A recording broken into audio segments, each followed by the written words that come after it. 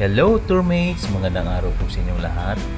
Welcome back po sa Tour with Atan.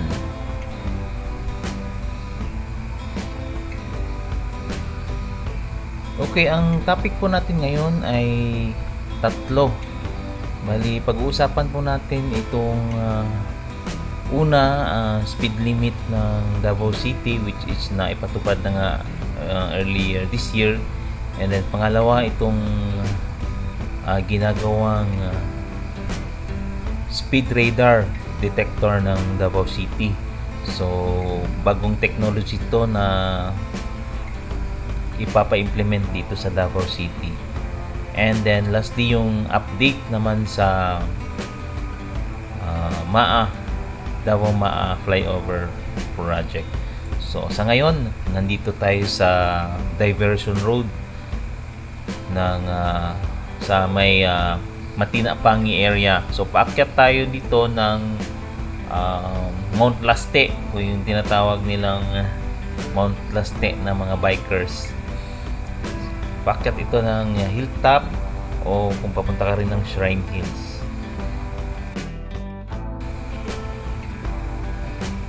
Konting kaalaman po dito sa una, yung speed limit na pinatupad earlier this year, may binago sa kasalukuyan ng speed limit, especially sa mga trucks and buses. So yung dating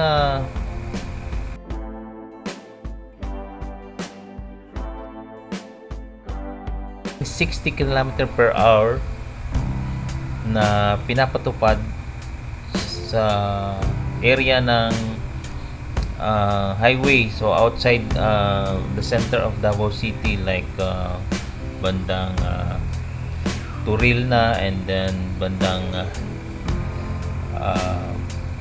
paglagpas ng Panawakan going to Lasang, so outside, yun yung 60. And then sa diversion, and then binago yan, yung trucks na magiging 40 km/h na lang. Yung sa bus, ganun din. And then sa mga 4-wheel, 60 pa rin. At 80 naman pag nasa yung sa outer part na ng Davao City, like yung sa Bunawan going to Panabo, and then dito naman sa Turil going to Santa Cruz. Yan. So dito naman sa bandang downtown area, yung 40 km/h kph, yung from Ulas to Pichon and Quezon Boulevard to Magsaysay. Ang speed limit ng mga 4 wheels at motorcycles is 40 km/h, and then sa trucks and buses naman 30. So itong binabagtas natin na diversion, ang speed lang talaga ng mga trucks and buses dito is 40. So kaya naglagay sila ng yung tinatawag na Davao Radar Speed Detector. So hindi lang speed ang tinitingnan o dinedetect nung detector na yan, kundi pati na rin yung seatbelt, at yung kung gumagamit ka ng cellphone, kitang-kita yan kapag nasa sasakyan ka. I don't know kung tinted yung sasakyan, kung makikita pa rin ba. Hindi natin alam kung anong technology ang ginamit sa detector na yan, kung kaya bang tingnan yung mga nakatinted na mga sasakyan o hindi. So let's see in the near future pag nag-ooperate na itong speed radar detector ng Davao City. Okay, so dito sa pababa na, itong pababa going to MAA, may makikita tayong isa dito na naka-install na speed radar. Ito, nakaharap to, kung saan tayo nakaharap ngayon, doon din ito nakaharap. Oh no, dapat dito nakaharap sa atin. Kasi nga yung speed kasi niya pababa. So ayan siya, ayan. Kung titingnan mo dyan sa right side. Ayan, so dito pala nakaharap. I'm sorry. Ayan no. Ayan, so para makita yung from Mount Laste pababa dito sa gap, makikita yung takbo ng mga sasakyan. So nandyan yung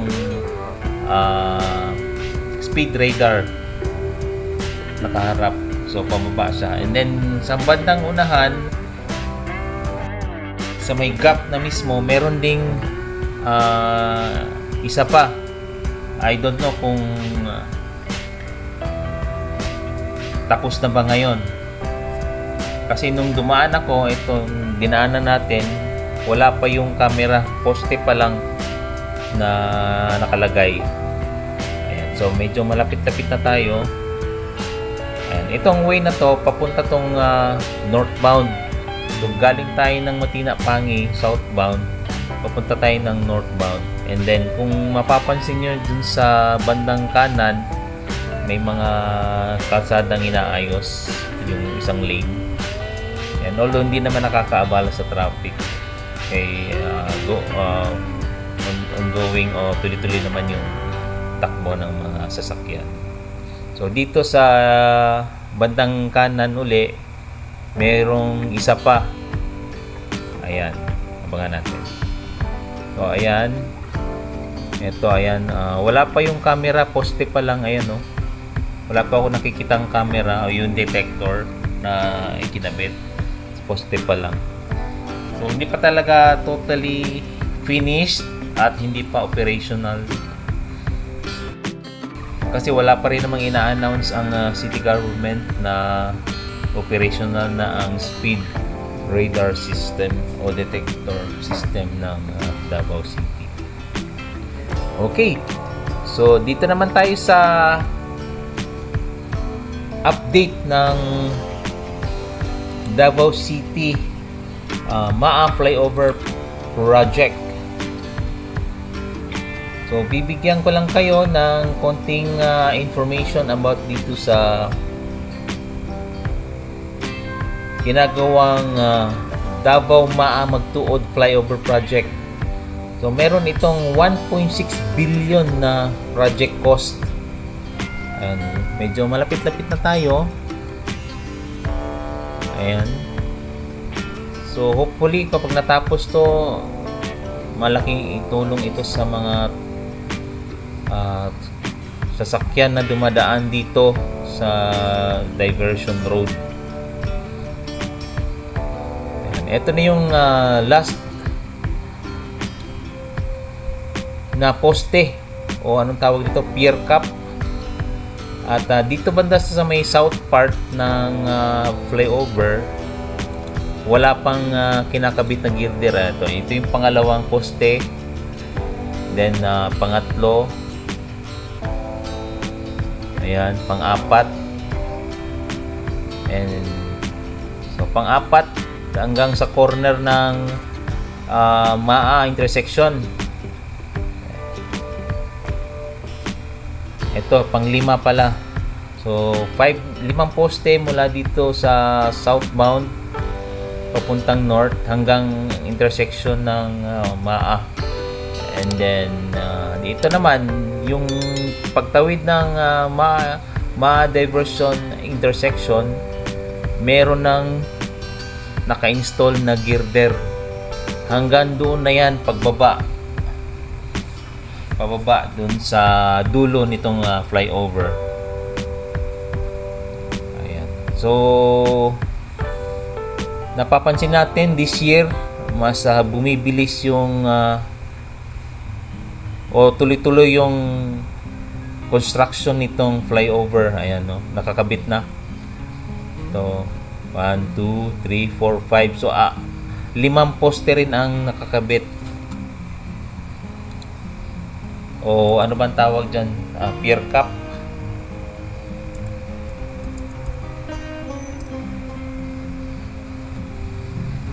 Ayan, yun yung pinaka poste ng flyover. Okay, ayan, no. So aabangan natin to. Hopefully by the end of this year tapos na rin kabitan ng girder yung kabila. So tentative kasi ito mabubuksan by according sa news, meron na itong 70% completion. So yun na nga, despite grappling and substantial delays. May delays, binlog ko na to 2 years ago eh. So hindi natin alam kung anong naging issue sa flyover na to. But then hopeful pa rin tayo na matatapos na ito dahil tuloy-tuloy na ang construction ng flyover. Okay. So sa bandang unahan, meron ding dalawang speed radar detector na nakakabit. Yun naman ay sa may left side ng road, kumbaga pa-south naman. Kumbaga yung speed radar na yon is naka-install dito sa kabilang side ng road. Kung nakaharap yun northbound, ako may nabangga pang motor at saka multicab oh. Kaya pala medyo traffic ng konti. So dito sa unahan lang sa may before mag bridge, Davao River Bridge, may makikita tayo dyang isa na naka-install na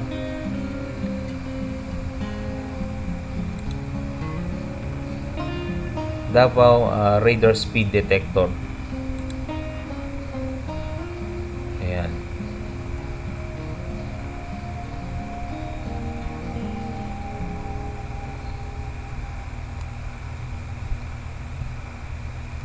So update pala nito is August 12, 2024. So kahapon may pinuntahan tayo bandang north kaya napadaan tayo dito sa may diversion road.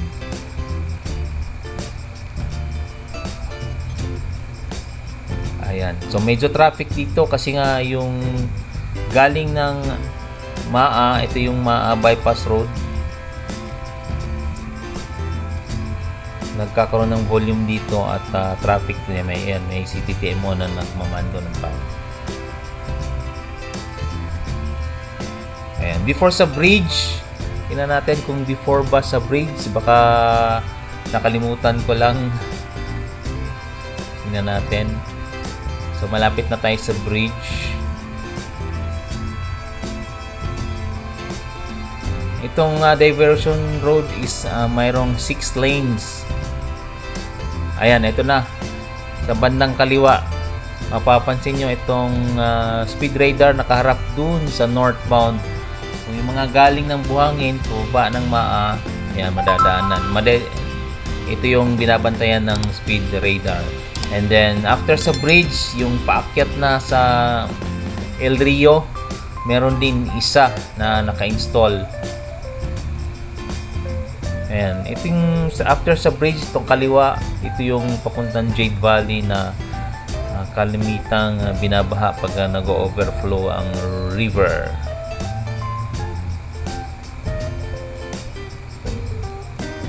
Ayun, shout out sa inyo guys, sa mga taga Davao nating mga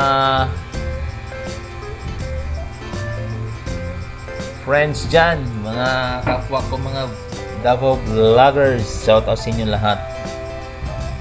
Ayan, malapit na tayo sa pinakahuling ayan, speed radar. Ito nga, yung sa bandang left side.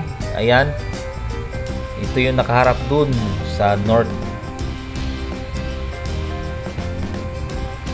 Ayan, so yun lang po ang update natin sa ngayon, August 12, 2024, dito sa may diversion road area, yung flyover at yung Davao speed radar detector. And then hanggang sa muli po, update ko na lang din po kayo kapag napadaan ulit tayo dito. Okay, see you soon. Maraming salamat po.